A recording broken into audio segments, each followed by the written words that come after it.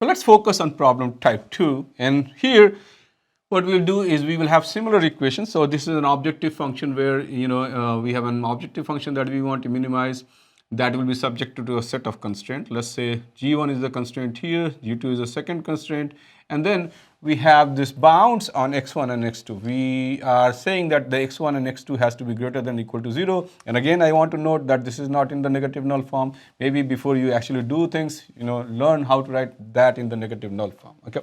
So if this is the problem, then what we can do is we can start with a graphical approach, and we can go through the steps, which is basically plotting the constraint functions and seeing what is the feasible region. That's the step one. And if there is a feasible region, then we should think about also plotting the objective function contours and locating the optimal solutions. Okay, but the step one always is plotting the plotting the constraint function. So let's go ahead and plot the constraint function for this problem. So here what I've done is, even before plotting the constraint function, I have plotted the contour of the objective function that you can see, right? So you can see how this, and you can see that the objective function is decreasing in this direction and the objective function is increasing in this direction, and that counter function. So if I draw a contour right here in the middle, if I take a contour, another contour could be something like this, and this might have an objective function value equal to 2, right? And this is what we do. We plot multiple different contours for different objective function. Okay, so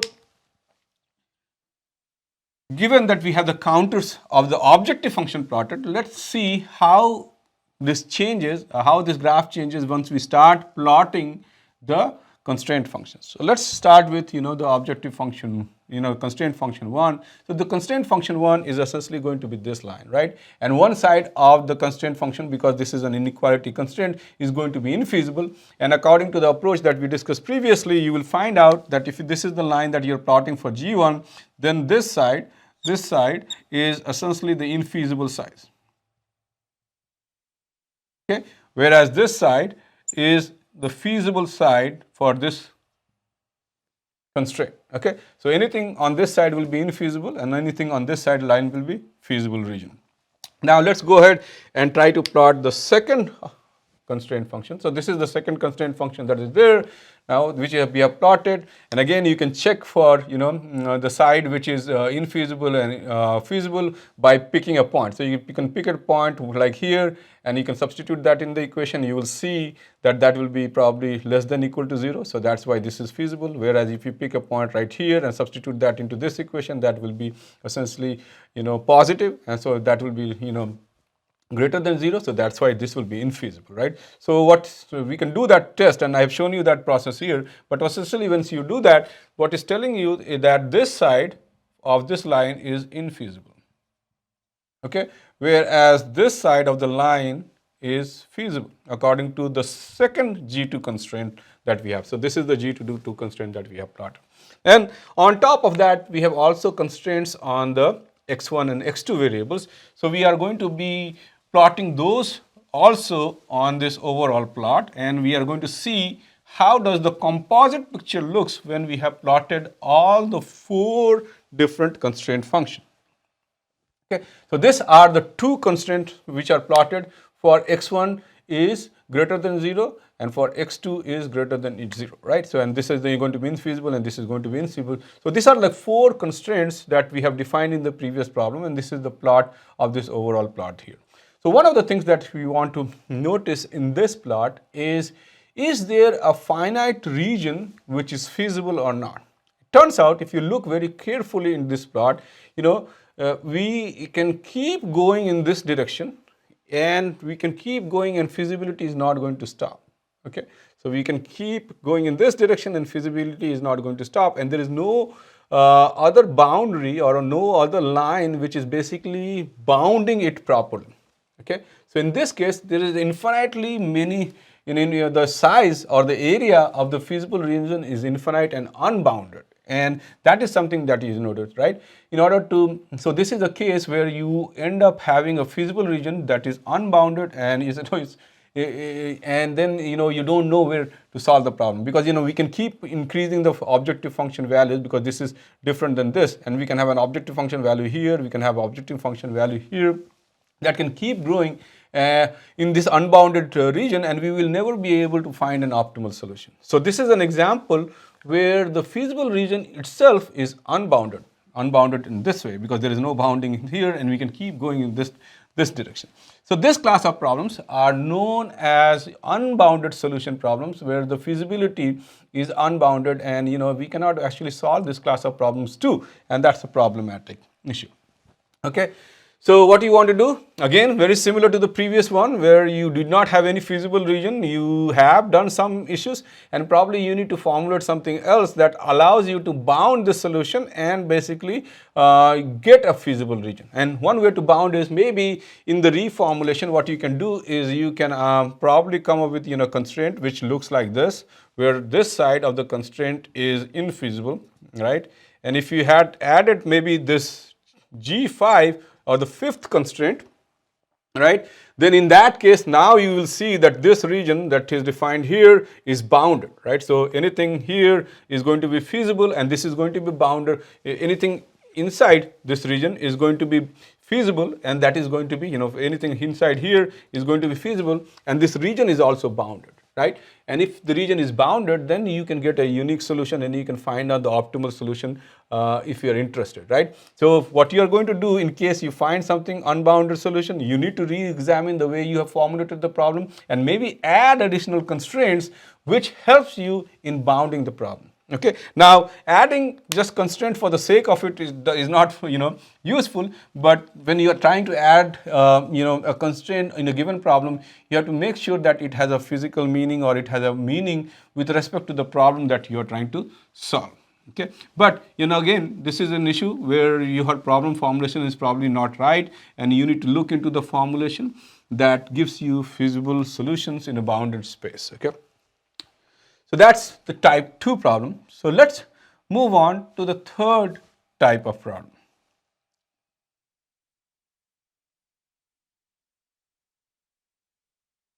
So let us focus on type 3 problems, and let's see what is another situation that can happen in optimization problem.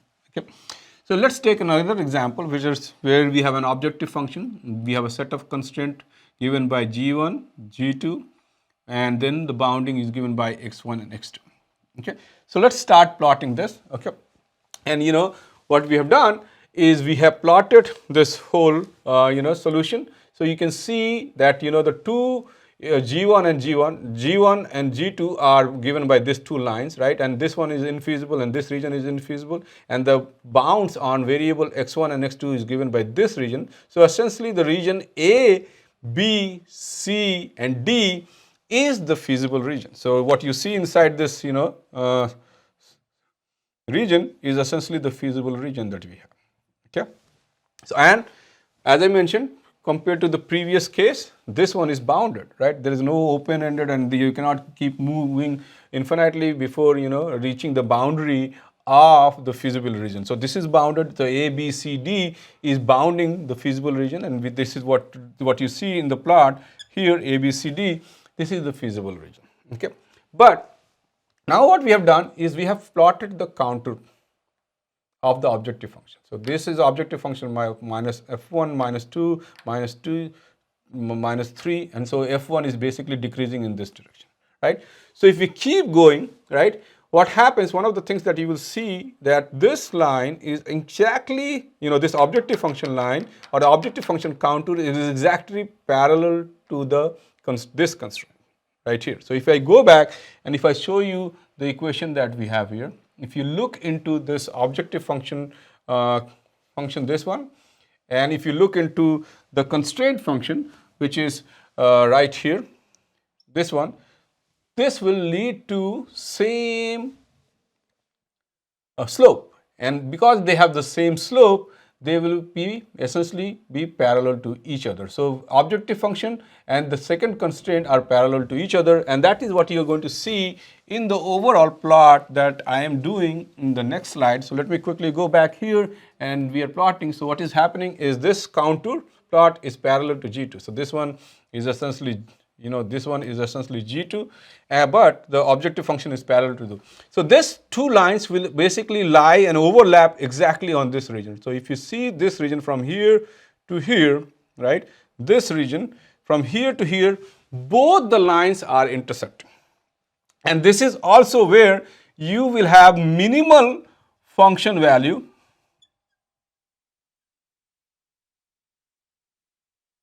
while ensuring feasible region, while ensuring the feasibility.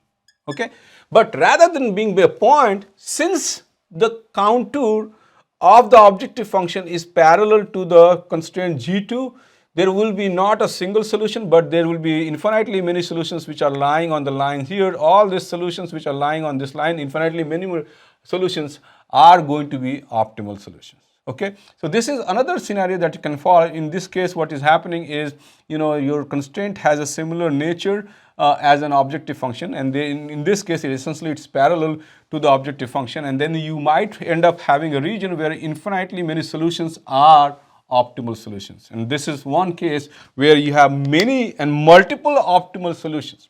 Okay, and this is the case where you have a constraint parallel to the objective function, and you have multiple solutions or multiple optimal solutions to this overall problem. And this might also happen. Okay, so in that case, you have many choices of optimality, and you can pick one which is convenient to you. Okay, the problem is not unbounded, it's not infeasible, it's just that you have many solutions, and try to have some other criteria or other ways of selecting one out of these multiple solutions. But the good thing is you have got a good set of a good range of many solutions which are going to be optimal for your problem. So with that, let's move on to the fourth category of the problems that we see in optimization problem. Okay, so let's move on to this. So when we are talking about the fourth category, let me give you an example which could be useful to you. So again, we start with an objective function value, and this is a very similar example to what we did in lecture 1, graphical approach, but we will have some more constraints. So we have essentially G1, G2, G3, and then bounds on x1 and x2. So if you look into this problem is very similar to the problem that we saw in the previous lecture. And the nature of the objective function and the constraints are there, but the one thing that we have here is we have an extra constraint which is G3, which was not there in the problem that we solved here. But again, let's take the approach and let's see what happens when we solve this problem. Okay, so here is the overall composite plot for after plotting all the constraint functions and also plotting the contour of the objective function. Okay, so you can see that we have contours 1, 2, 3, and so on. These are plotting the objective function, whereas you can see the hashed, dashed line, and there are 5 of them, 1, 2, 3, one here and one here, which are basically plotting the 5 constraints that we have. So based upon this, what is our feasible region? The feasible region identification will be basically, A, B, okay, and we have this region C, D, and E. So this region should be, this should be marked C. So A, B, C, D, and E is essentially the feasible region for this overall problem. And you can see by looking into the graph, because some sides are infeasible, some sides are feasible, and just when you map it out, you will see that A, B, C, D, E is the feasible region. Now our objective function is basically decreasing in this direction, right? Our objective functions are going to be decreasing in this direction, right? So remember what we are doing here, we are maximizing. So one of the things that I want to mention that the objective is to maximize, right? So in that case, we will be looking into the direction where the objective function is going to be increasing rather than decreasing. So you can see that we have objective function 2400 here, we have 4800. So if we keep going in this direction, the objective function are going to be increasing. So what we want to do, we want to find out a point which is feasible but has the highest objective function value. Why? Because we are interested in maximizing the value of the objective function rather than minimizing, which what we have been focusing prior to this. But in this case, we are going to be maximizing. So we will be looking into the contours which are increasing.